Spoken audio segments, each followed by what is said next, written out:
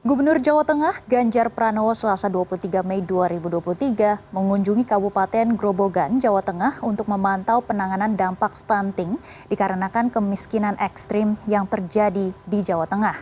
Turut hadir dalam kegiatan ini Menteri Koordinator Bidang Pembangunan Manusia dan Kebudayaan Menko PMK Muhadjir Effendi.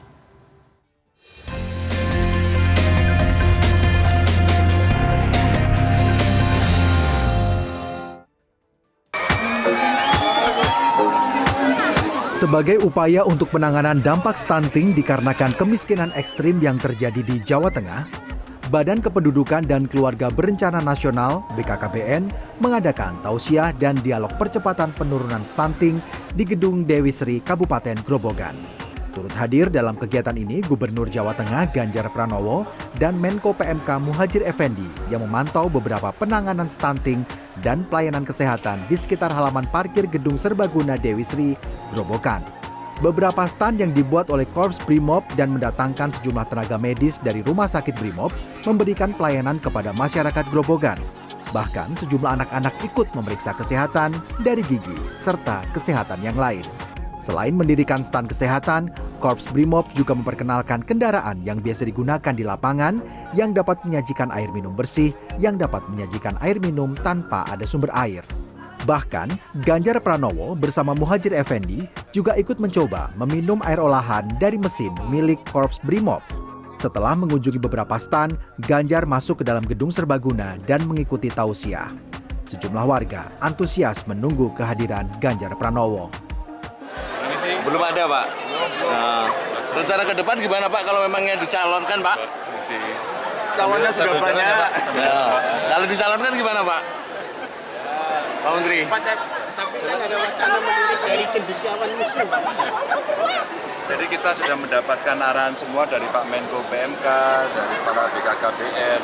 Sebenarnya kita bisa melaksanakan secara paket. Jadi yang sekarang sedang kita kerjakan adalah penanganan kemiskinan ekstrim, jadi klop, apa yang menjadi arahan Pak Menko tadi. Pertama, kita tarik dari yang paling bawah. Remaja putri jangan menikah dini, putranya juga sih.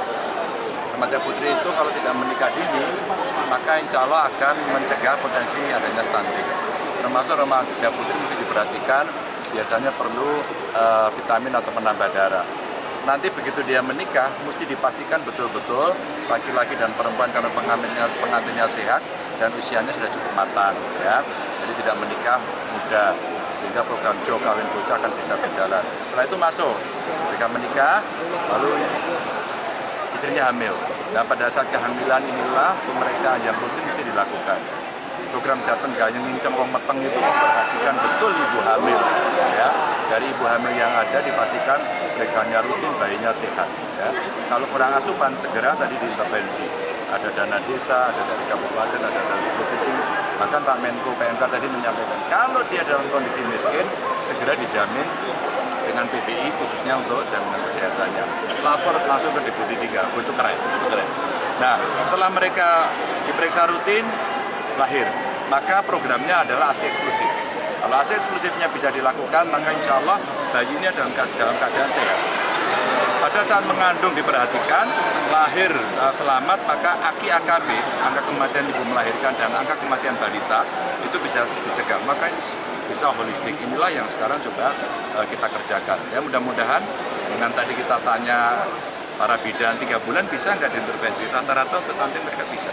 Maka kemudian kita akan cari satu persatu untuk kita lakukan treatment masing-masing, ya. Saat ini, meski kondisi Jawa Tengah dalam angka kemiskinan ekstrim, sehingga program meminimalisir stunting ini tetap dijalankan dengan adanya perhatian dari pemerintah desa dengan menggunakan dana alokasi desa, serta bantuan dana alokasi khusus Dinas Kesehatan, serta bantuan seperti bantuan sosial.